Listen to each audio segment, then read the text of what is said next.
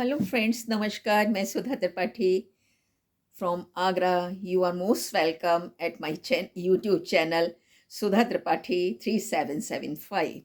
As usual आज मैं फिर आपके सामने उपस्थित हुई हूँ एक नई रेमेडी लेके। दोस्तों, मैं मेरे को मतलब नॉलेज में आया है कि बहुत से लोगों को पाइल्स होती है। और पाइल्स जो होती है, एक तो ब्लड वाली होती है, एक विदाउट ब्लड वाली होती है। बहुत से लोगों को कंटिन्यूस ब्लड आता रहता है और बहुत पेनफुल होती है, क्योंकि वहाँ इन्फ्लामेशन हो जाती है, मस्से हो जाते हैं। उसकी वजह से ये बहुत पेनफुल हो जाती है। तो दोस्तों, इससे कैसे हम निजात पाएँ? कुछ घरेलू चीज़ों से। अदरवाइज़ ये आपको परेशान करती है तो डॉक्टर के पास तो जाना ही है आप लोगों को। तो यहाँ आके मैं फिर से एक रेमेडी बताने जा रही हूँ कि कैसे इसको सही किया जा सकता है। तो मैं आज आपको बताने वाली हूँ कि कैसे अपने आप को इस पाइल्स से दूर रखा जाए। एक मार्केट में आप देखेंगे, पंसारी की दुकान पे जाइए और वहाँ उनसे बोलिए कि गोंद कतीरा दे दीजिए। ठीक है, गोंद की तरह से ही दिखने वाला होता है और ये प्लांट से निकलता है। उनसे मांगिए कि गोंद कतीरा दे दीजिए। गोंद कतीरा गोंद ही होता है, लेकिन ये थोड़ा सा जब इसको भिगोते हैं तो ये फूल जाता है और एक जेली फॉर्म में बन जाता है। और गोंद जो होता है वो लड्डू वगैरह बनाते हैं, उसके काम आता है। तो पंसारी अच्छे तरह से जानते हैं। आप जाइए पंसारी के पास और कहिएगा कि मुझे गोंद कतीरा चाहिए, और वहाँ से ले आइए। 50 ग्राम 100 ग्राम जितना भी है लाना है, उसको लेके आइए। इसको क्या करते हैं गोंद कतीरे को, आप देखेंगे आपको पाइल्स हो गई है तो आप जब पॉटी जाएंगे तो बहुत पेनफुल कंडीशन हो जाती है, जैसा मैंने सुना है। मुझे तो नहीं हुई है, लेकिन जैसा मैंने सुना है बहुत पेनफुल कंडीशन हो जाती है। वहाँ बर्निंग होती है, इन्फ्लामेशन होती है, वहाँ सूज जाता है, आप बैठ नहीं पाते हो, आप प्रॉपर खा नहीं पाते हो। क्योंकि और ये होता किसकी वजह से, आपका जो कॉन्स्टिपेशन होता है।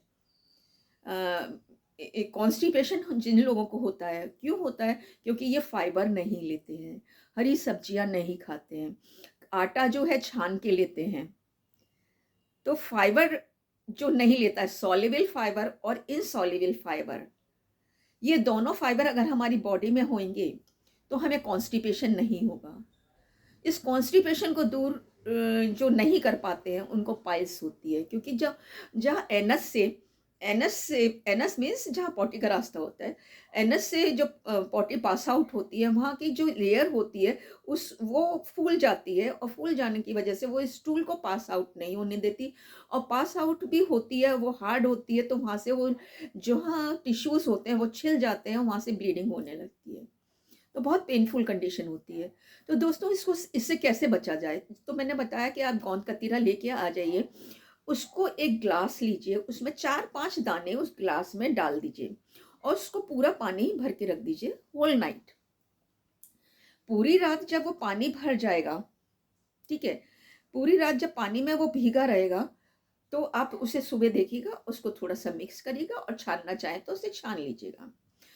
नीचे की तरफ वो जेली फॉर्म में रह जाएगा। जैसे जेली कहेंगे, जैसे उस टाइप की जेली हो जाती है, ट्रांसपेरेंट टाइप की जेली होती है, वैसी हो जाती है। और उस जेली को क्या करिए, आप लीजिए, उसमें थोड़ा सा मिश्री मिला लीजिए, थोड़ी सी मिश्री मिला लीजिए और उसको खूब अच्छी तरह से मिश्री मिला लीजिए। या नहीं भी मिलाना चाहते हैं कोई बात नहीं है, मत मिलाइए। लेकिन डायबिटीज के पेशेंट है वो तो बिल्कुल ना मिलाएं।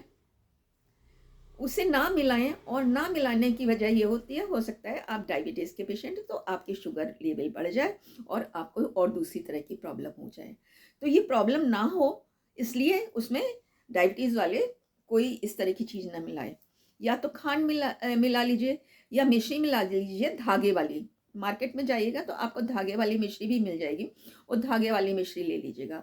उस धागे वाली मिश्री को तोड़िए, क्रैश करिए किसी खल्लड़ में, किसी मूसली में, मूसली के साथ, या छोटी वो जो आता है जिसमें हम अदरक कूटते हैं, उसमें उसको क्रश कर लीजिएगा, उसमें डाल लीजिएगा, उसमें जेली में डाल लीजिएगा।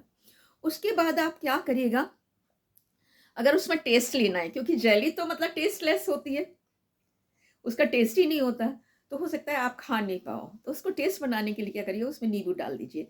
नींबू अपने आप में क्या है, विटामिन सी है। विटामिन सी क्या करता है, कोई भी चीज़ मतलब वहाँ से हट गई हो, छिल गई हो, वहाँ पे रिपेयर का काम करता है, वहाँ के टिश्यू को रिपेयर करता है।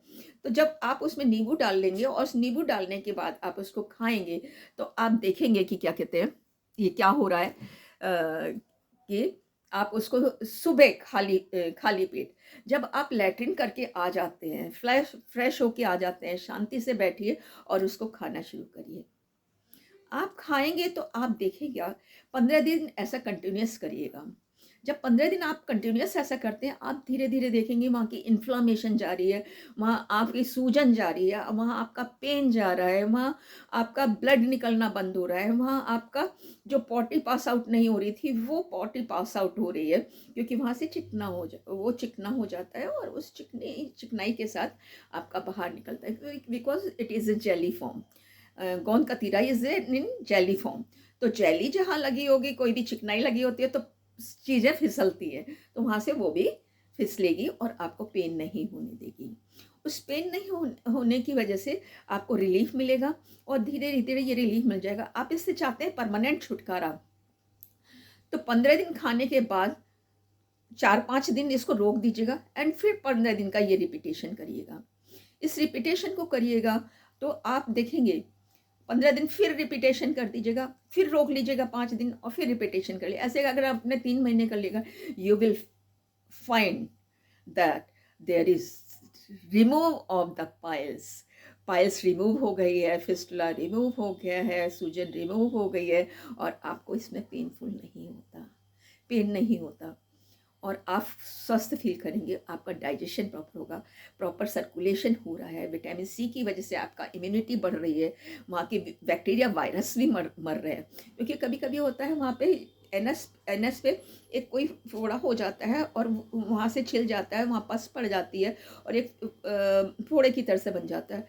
वो बहुत पेनफुल होता है और बहुत मुश्किल होती है कि अगर उसको ट्रीट नहीं करा गया, उससे बहुत सारी चीज़ें हो जाती हैं और आप मृत्यु की तरफ भी पहुँच जाते हो। फिस्टुला कहने में तो ईज़ी होता है, आप इसको ऑपरेशन कराना पड़ता है और ऑपरेशन जब डॉक्टर करते हैं तो आपको तकलीफ़ होती है क्योंकि वो वहाँ से वो चीज़ को हटाते हैं। कोई भी चीज़ हटेगी तो वहाँ पेनफुल होगा, तो पेनफुल होगा, लेकिन वो उसमें प्रिकॉशन लेंगे कि वहाँ पे जर्म्स ना हो। जर्म्स होना स्वाभाविक है कि हमारी पॉटी में जर्म्स हैं, क्योंकि हमारी बॉडी में जो जर्म्स पहुँचे हैं बाहर से, हम जो खा रहे हैं वो जर्म्स पॉटी के रास्ते बाहर निकल रहे हैं।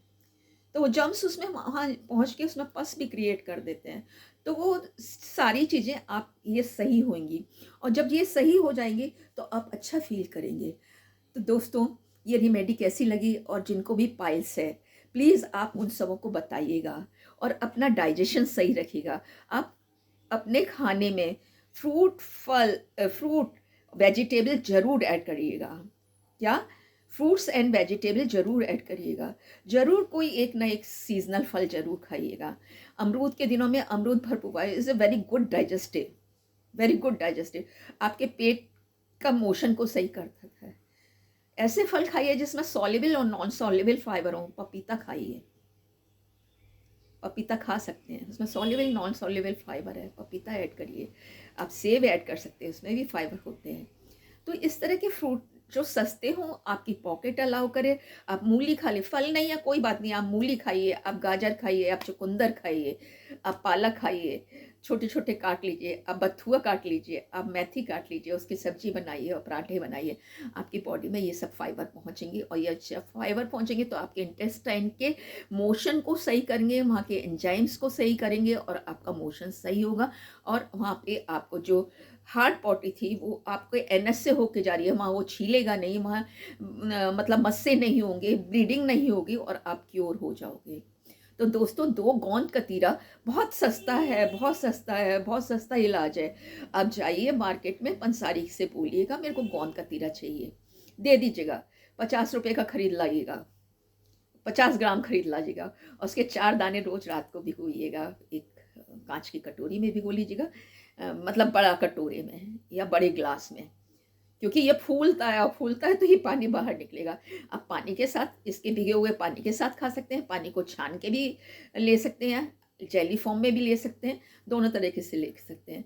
तो मेरा कहना है आप पानी के साथ ही लीजिए, उसमें नींबू निचोड़ लीजिए, तो एक बहुत अच्छा स्वाद बन जाएगा और आपको अच्छा लगेगा।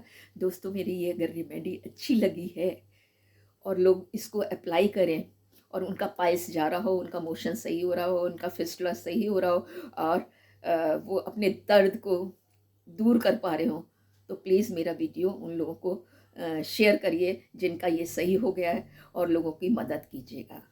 वरना तो ऑपरेशन है ही और ऑपरेशन के बाद आप लोग सही हो जाते हैं। ये रेमेडी करके देख लीजिए अगर आपको अच्छा लगता है तो। Thank you for watching my video. If you like my video, if this remedy works on you, then you share it your friends, relatives and all.